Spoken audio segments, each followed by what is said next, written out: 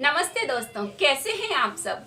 Healthy जुगाड़ में मैं आज आपके लिए पेस्टिसाइड्स यानी कीटनाशक दवाओं की पूरी जानकारी और उसको रोज हमारे खाने में से कैसे हटाया जाए उसके मेरे जुगाड़ू आइडियाज आपसे शेयर करने वाली हूँ।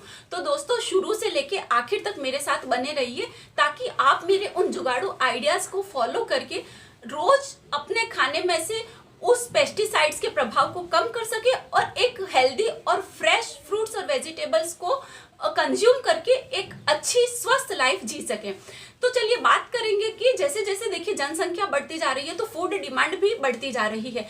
अब उस फूड डिमांड को पूरा करने के लिए ये पेस्टिसाइड्स का बहुत ही अंधाधुंध उपयोग होता जा रहा है, क्योंकि फूड ये पेस्टिसाइड्स की वजह से उत्पादकता बढ़ाई जा रही है ताकि वो बढ़ती डिमांड को पूरा किया जा सके।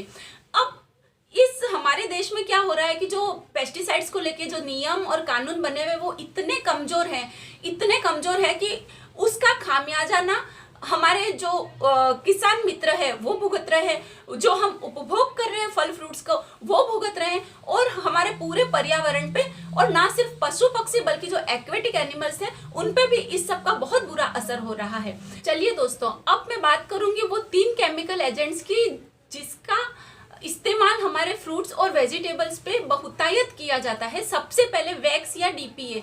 हम जो इम्पोर्टेड फ्रूट्स खाते हैं उस पे वैक्स कोटेड होता है। वो वैक्स कोटेड इसलिए किया जाता है ताकि वो फ्रूट्स नमी से बचे रहे, ज़्यादा दिन तक फ्रेश लगे और उनकी शेल्फ लाइफ बढ़े। अब दूसरी तरह का केमिकल एजेंट जो होता है वो है कि कैल्शियम कार्बाइड। कैल्शियम कार्बाइड का मेनली यूज हमारे किसान केले और आम की पैदावार को बढ़ाने के लिए और उनको जल्दी पकाने के लिए करते हैं ताकि उनकी ज्यादा डिमांड के सामने वो सप्लाई बराबर कर सके।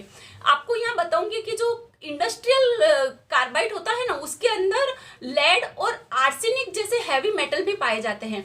अब तीसरी तरह का केमिकल एजेंट जो बहुत ही खतरनाक है वो है पेस्टिसाइड्स।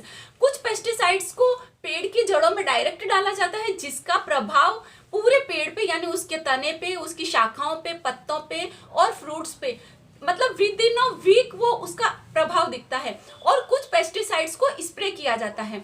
और ये सारे जो पेस्टिसाइड्स होते हैं ना, कुछ तो ऐसे पेस्टिसाइड्स हमारे कंट्री में हैं जिनका बहुत सारे दूसरे देशों में उसके पर प्रतिबंध लगा हुआ है।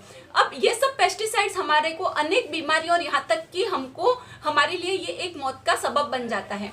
तो इन सब से कैसे बचा जाए इसके मेरे जुगाड़ू आइडियाज मैं आपसे शेयर करूंगी। तो जुगाड़ू आइडियाज में नंबर 1 पे बात करूंगी मैं बेकिंग सोडा की। जैसे कि हम जानते हैं कि बेकिंग सोडा एल्केलाइन नेचर का होता है और मैं यहाँ आपको बताऊं कि बेकिंग सोडा के अंदर कीटनाशक दवाओं के प्रभाव को और पेस्टिसाइड को रिमूव करने की बहुत भरपूर ताकत होती है।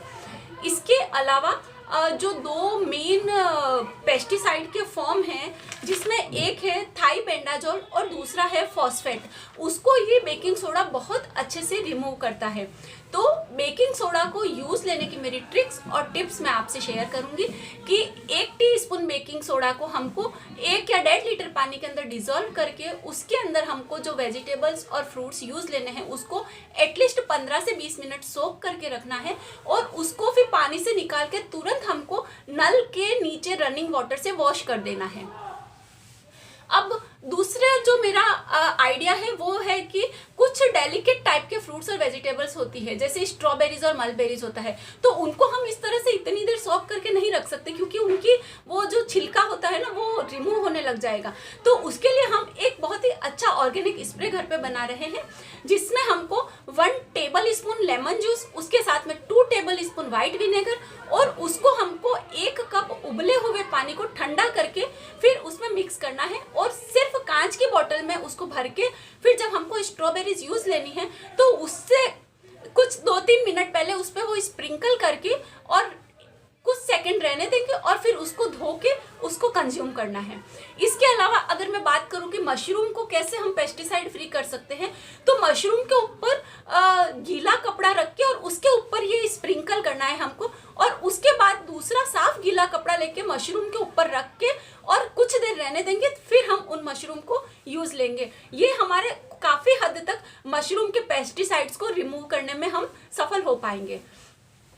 अब अगर मैं पत्ते वाली सब्जियों को पेस्टिसाइड फ्री करने की बात करूँ ना, तो हल्दी और सेंधे नमक वाले पानी में हमको, अगर वो हमारे जो हरी पत्तेदार सब्जी, चाहे पालक हो, पुदीना हो, मेथी हो, इस तरह की जो भी सब्जियां हो, उनको पूरे बंच को पकड़ के उनके पत्तों को वो हल्दी और नमक, सेंधे नमक वाले पानी में कुछ देर घुमाना है और फिर नल के नीचे पानी में रख के उसको वॉश कर देना है और अच्छे से उसको सुखा के फिर यूज लेना है।